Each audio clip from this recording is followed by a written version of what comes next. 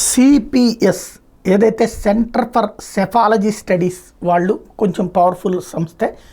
వాళ్ళు ఎం ఇది 9i media ఛానల్తో కలిసి ఒక పోల్ నిర్వహించారు, ఎగ్జిట్ పోల్ సర్వే నిర్వహించారు 9i మీడియా.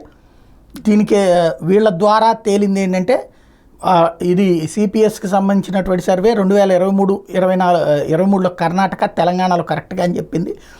ఆంధ్రప్రదేశ్లో తెలుగుదేశం పార్టీ కూటమికి 133 స్థానాలు వస్తాయని, వైఎస్ఆర్ కాంగ్రెస్ పార్టీకి 42 స్థానాలు వస్తాయని అన్నటువంటిది తేల్చి చెప్పింది.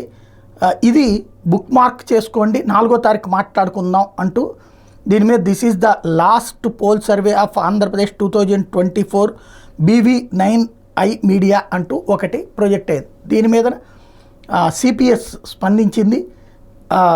అసలు మేము ఏ సంస్థతో కొలాబరేట్ అయ్యి ఎప్పుడు కూడా సర్వే చెయ్యము, ఈ సర్వే ఇదంతా ఫేక్ రిపోర్టు, ఇది సంబంధం లేదు అని తోసిపుచ్చింది.